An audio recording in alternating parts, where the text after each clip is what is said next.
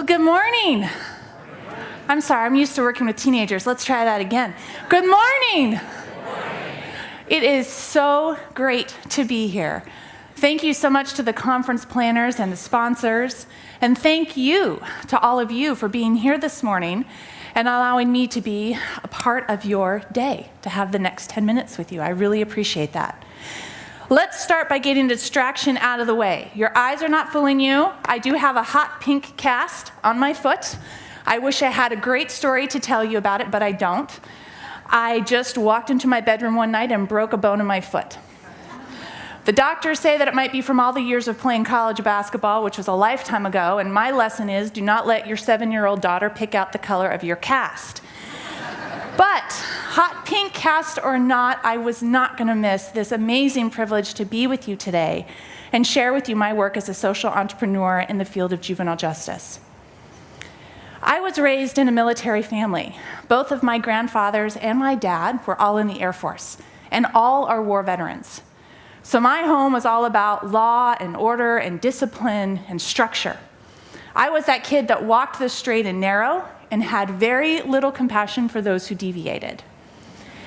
When I was 16, my best friend told me that she had been raped. And I decided at that moment I was going to go to law school, become a prosecuting attorney, put people in jail, and make the world a safer place. When I got to law school, I got roped into volunteering to teach incarcerated kids about the law. And if I'm honest with you, I only went because I was curious to see what bad kids were really like. That experience changed my life. I met 15 and 16 and 17-year-old kids who were looking at 10, 20, and some even life in prison. Life as they knew it was done. Over and over again, their statements to me would start with, if only. If only someone had cared about me. If only I had known how much trouble I could get into.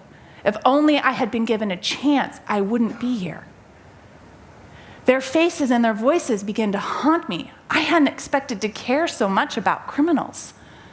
But I found that underneath that were kids. So I decided to do what my law professors taught me. You got to take a step back, be objective, and gather your facts. And here's what I found. America incarcerates more young people than any other country in the world. Studies of incarcerated youth in the Bay Area show that 9 out of 10 say they're growing up without a positive adult role model. Kids would tell me, hey, I've been in homes where my cousins, my aunts, my uncles, my parents, even my grandparents are in and out of jail, making it seem like a rite of passage. So it's no wonder that 8 out of 10 of these kids will say, hey, I don't know how to solve problems without violence or without crime. To them, that seems normal.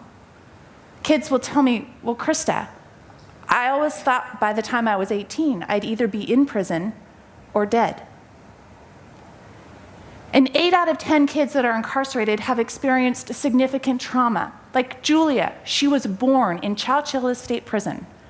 Ronald watches his mother cook drugs in the kitchen sink and wakes up to find 10 to 12 strangers passed out throughout his apartment. Jose was walking to school as an elementary student, and 2 of his friends were shot and killed right in front of him. The more I learned about their stories, the more I found myself wishing that somebody would come and listen and do something to help. And then it hit me. Maybe I should stop wishing and just start doing.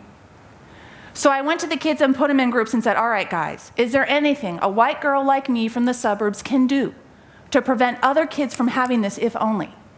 And they said, yes, Krista, there is. You need to go out. You need to teach kids about the law so they can make better choices. You need to give them somebody in their lives who's positive, who will care about them. And then you need to give us a chance so people see that we're not just these juvenile delinquents. They wrote my letters of recommendation, and I got a fellowship, $32,500 a year for 2 years to start Fly. That was 10 years ago. Today we have an annual budget, just over $2 million. We're in the Bay Area of California. And we're working with 1,000 kids on probation every year and 2,000 at-risk middle school kids with the ideas that these young boys designed. And the beautiful part is they were spot on. Their ideas and suggestions are bolstered by research which shows it is not too late for kids in trouble to change. Research like that done on the brain, which tells us that the frontal lobes of our brain, which controls our understanding of consequences and impulsivity, isn't fully formed until we're 25. Research on asset development for adolescents, which talks about even if we grow up in communities and environments that are far less than ideal, we can nonetheless thrive if we have what are called assets, which are things like access to a positive role model, constructive ways to spend our time. Assets are, like, think of it this way. A young person is like a glass ball. If you drop that glass ball, it's going to shatter. But if we encase it in enough rubber bands, when it drops, it's going to bounce back. Those rubber bands are assets that programs can help young people have and discover. And the third research is motivational enhancement therapy, which talks about that we can help create conditions that increase the likelihood that somebody's going to change and sustain that change over time. Now, let me give you just a couple of examples of how we apply this theory in practice at FLY. Our law programs. Our law programs inspire people to want to change their behavior. Now, all of you in this room know change is hard, right? All of us have tried to change something. Maybe it's our diet or exercising more or adapting the golf swing. Not easy. Even harder when somebody else has a great idea that we should be the ones to change. Kids are mandated to come to FLY as a part of a 12-week law class that they're sent to by their probation officer and told they've got to change everything. They've got to change who their friends are. They've got to stop doing drugs, stop using violence, go to school, make some new friends, set some goals. And the kids are like, whoa, I can't do all that. I don't even want to try. Going to FLY is going to be a total waste of my time. But then we capture their attention with legal education about things that they really care about. Like, hey, tomorrow, when you go talk to your probation officer, here's something you should keep in mind. Oh, and next week, when you're in court, here's what might happen. Oh, and your friend who's in trouble for 3 strikes and accomplice liability, let me explain to you what all that means. Kids start to realize that these consequences are very, very serious. And that's when we start to build their skills and their belief that they can change. Through role plays, mock trials, mock debates, where they're lawyers, judges, and police officers. They develop skills in problem solving, conflict resolution, anger management. And volunteer law students who teach this course are trained to point out to the young people, hey, here's what you're doing that's great. Here's some strength and potential that I see, which is so important because kids in trouble with the law are so used to only hearing what they're doing wrong. So many kids will end this program and say, wow, I want to change, I need to change, but I don't have the support to make that happen. Those kids then go into our leadership training program. And in the leadership training program, they're given a case manager who helps make that transformation a reality. They're put in groups where they design and do community service projects so they realize that they can give back to communities that they've been taking from all their lives. And our young people help us provide our law class, a mini version of it, to 2,000 at-risk middle school students each year. And our high school kids come in and say, wow, don't make the same mistake I did. Here's what can happen to you. What's important about all of FLY's programs is that we have both the head and the heart for this work. From the heart, we love our kids that many say can't be reached, and some say aren't worth saving. But from the head, we know how to love our kids in a way that's repeatable, that's smart, and that's cost-effective, that can break the cycle of crime. If we don't intervene and help a young person, many will continue down a path that dead ends in costly incarceration. In California, for example, we spend $100,000 per year for every single kid we lock up. And 50 to 80% are going to cycle right back into the system. FLY's most expensive program, our leadership program, is $8,000 per year per kid. And during that program year, over 80% of our kids do not pick up a new charge or violation, 80% get engaged in school, and 80% find purpose and hope for their future. $100,000 in their failure, where we can invest $8,000 in their success. And success is not just a number, it's not a statistic. Behind the stories you hear about juvenile delinquents are kids. Kids like Julia, who I mentioned earlier, who was born in Chowchilla State Prison, sent to live with family members who were drug dealers. That's how they paid their rent.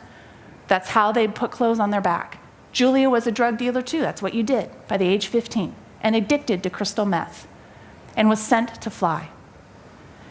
Julia got off probation, got out of juvenile hall, was the first in her family to graduate high school, Her sisters, so inspired by what she did, decided to both go back and get their high school degrees too. Now, today, 7 years later, Julia has been sober for it's close to 7 years now, is a mom, an amazing mom, married, and I get to see her all the time because she works at Fly and helps other kids make better choices. 10 years ago, Fly was just an idea held in the mind of a few incarcerated young boys. Today, we're effectively breaking the cycle of crime in the Bay Area. 10 years from now, we want to reach all the young people on our waiting lists and have an impact across the state of California and across the country. We know this won't be easy, and we know it won't happen overnight, but we know that we have to do more. We have a solution that helps prevent kids from ending up in this costly system, a program that helps young people that many have given up on become part of the solution instead of just another addition to the problem. So if you're sitting here thinking, I want to be a part of the solution too, I would encourage you. These kids do not have enough people investing in their success. They need powerful and compassionate ambassadors, investors, advocates. Learn more about juvenile justice. Learn more about our clients and the success that they can have. Talk to people about what you've heard today. When you hear about juvenile delinquents or juvenile crime, look at it with a bit of a different perspective. And together, instead of investing in their failure, let's invest in their success.